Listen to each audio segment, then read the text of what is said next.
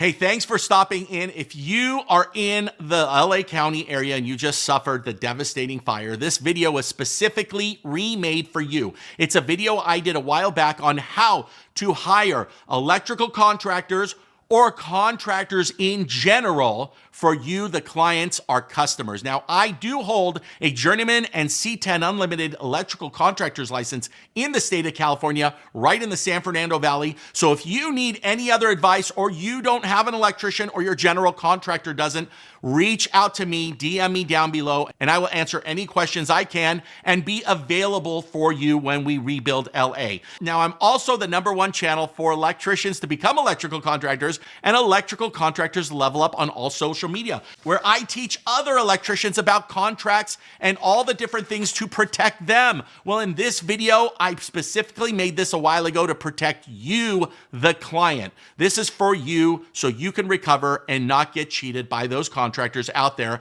that are just looking to make a buck. If you get anything out of it, please DM me down below, leave a comment, like or subscribe, or share it with your general contractor so we can help you in the rebuild process. You ready? Let's get into the video. Here are the top 10 questions that you must ask your electrician before you hire him. Let's get into the video.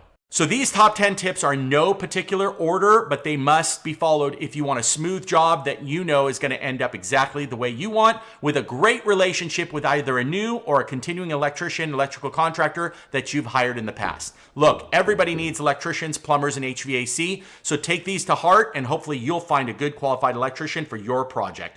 Tip number 1, first question I would ask is, are you insured? This is so important. There are so many people out there that have great skills, but don't have the insurance to back it up in case something goes wrong. What are you gonna do if a foot goes through the ceiling if they're working in the attic? What are you gonna do if they accidentally step on a pipe and it bursts and water floods your house? General liability insurance is a must. The best way to do that is ask for a certificate of insurance. A certificate of insurance is from the insurance company that lists them as the company and the dates of the policy and the limits. I would also take that and actually call the insurance company and make sure that that insurance is active. Tip number 1, make sure they're insured to do the job that you need them to do. Tip number 2 is asking how long they've been in business. This is not the most important thing. There are a lot of great electricians, a lot that I coach, that end up becoming electrical contractors. But here is where how long you've been in business is super important. Solar, it's super important how long a company's been in business because solar companies pop up like candy. They're all over the place, but they go out of business just as fast. Why is that? Because all their eggs are in the solar basket. And when solar dries up or they don't have sales for a couple of months, there's no other income coming in.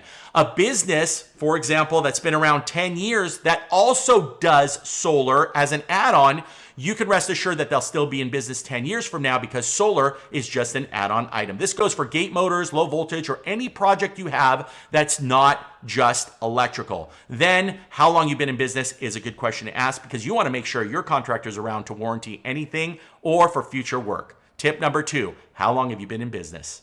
Tip number 3, find out if that electrical contractor can give you reviews or even better, references. References are way better than reviews. Why? Reviews usually happen in the passion of the moment or for any reason that customers are upset that truly sometimes does not reflect the contractor. Now, if they have 10 negative reviews in a row, yeah, I'd be concerned. But a negative review or a 1, 2, 3-star rating, don't take that as the final word. Try to get references. References are those clients that have been so happy that they're more than willing to tell the electrician, hey, your future clients can call me and I would be glad to give them a reference on the work that I got done. So make sure you can ask for references even more than reviews. Reviews you can see on Google or Yelp or anywhere that you're going to find that electrician, but references are gold. Tip number 3, see if you can get references that you can call and verify from that electrical contractor or electrician.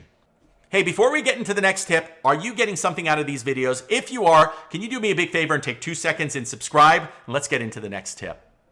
Tip number 4, Straight out, ask your electrician or electrical contractor if they have experience in jobs similar to yours. Maybe we're not talking about changing a light switch or hanging a ceiling fan, but if you're doing a kitchen remodel or a commercial TI job or a new house build, you want to make sure that the electrician you're going to hire has your best interest in mind and has the experience with that type of work. The best way you can verify that is plain and simple pictures. In my brick and mortar, we take pictures of every single project from the beginning to the end, and hundreds of them. If you ask me, hey, have you ever done a kitchen remodel? You better believe I'm going to show you about 100 different pictures from 100 different jobs that we've done kitchen remodels. If you can get pictures for the type of project you have, you're golden. Make sure they have experience in the type of work you're hiring them for.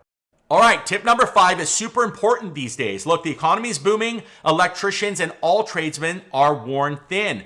We don't have enough time to do these projects. So tip number 5 is plain and simple. Straight out, ask your contractor if they have the time to do this project. One way we do it, and we put it on paper, is in our contracts. Make sure you have a start date and an estimated finish date. Now, if you're in the state of California, that's actually required by contractor state law. I'm not sure what state you're going in from, but you can always check your contractor state license board to find out what those rules and regulations are. But have your contractor put a start date and a estimated finish date. Make sure that finish date is within reason and you'll be good to go. Tip number 5, make sure that they can do your job in a timely manner. Let's get into number 6. Before you get into any major discussions with your contractor, ask how they charge for the job. This is important. Why? You do not want to hire a time and material electrician if you can avoid it. The reason why is you're not going to be happy. You're never going to know what the end balance is going to be. Don't quote me, but I believe in the state of California right now, you cannot charge time and material for residential customers.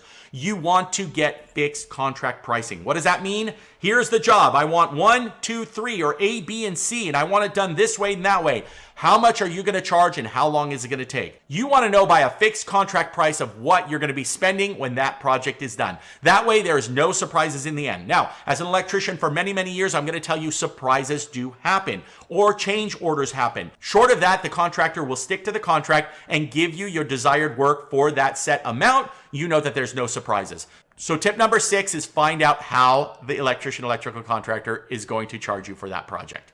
Tip number 7, I told you about paperwork where there's a start and a finish. You need to ask your contractor if they can provide paperwork and list every single thing that is included and most importantly, what is not included. Also, it's going to have the contractor's legal in the back so that you know that it's acceptable terms. Stuff like, hey, if the electrician comes and they need to move an item, they're not going to be liable in case it breaks. What you're responsible for and what the electrical contractor is going to be responsible for. That happens when they give you a written contract. Tip number 7, make sure you get everything on paper. Tip number 8 is something that's grown my company, and that is warranty. Ask your electrical contractor, what's the warranty on this project? What does it cover? What does it not? My company covers everything, no matter what, parts, labor, material, for a full 1 year, barring Mother Nature or physical damage, and workmanship is covered to the time period allotted by the state contractor's license board. There might not be one, or for California, it's 10 years. In other words, if we did defective work and you see it 5 years from now, we're still liable for that. Otherwise, 1 year warranty, parts, labor, material, I don't care what it is, we take care of it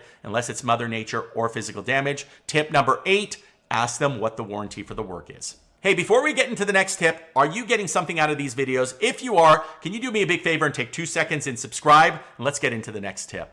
Coming around the corner at tip number 9. Now, we know we've protected ourselves. We got start dates, end dates, general liability insurance, and everything. Sit down with your electrical contractor or electrician and ask him the simple question. How do you address things when they go wrong? Would you like me to put it in writing? Is there a way that I can approach you? What email do I send it to? Who do I call? You want to find out because all jobs might have a potential problem or an issue. You got to catch it quickly. You can't go to the electrician after he's hung that chandelier and say, you know what, you hung it too low or too high. These are things that you need to discuss, but you need to also know how you're going to resolve it in case there's a problem. Tip number 9, ask your electrical contractor, how do you resolve issues or problems when they arise? Tip number 10, I think it's my most important. You need to sit down with your electrical contractor, especially on bigger jobs, multi-day jobs. The question you're going to ask is, can you provide me a calendar, a timeline, and a project list, meaning start, rough, finish, different items on that contract and when they're going to be installed so that you can keep your electrician, electrical contractor accountable, and vice versa. They can give you maybe a payment schedule of how you're going to pay that. You're going to pay X amount percentage deposit depending on the state. You're going to pay a deposit during rough, a deposit during inspection, a percentage at final. Stuff like that. You want to sit down with your electrical contractor and ask them to explain the approach on how they get these jobs done and what you can expect. Hey, I truly hope you got something out of that video. Again, our hearts go out to you. If you do need to rebuild and you or your general contractor do not have an electrical contractor, please DM me. My Los Angeles, California business is ready to go. We're here to serve you. We can take care of everything from low voltage, solar, gate motors, generators, new construction, rebuild, anything you need. We're here for you. I appreciate you. Thanks again. We'll see you on the next one.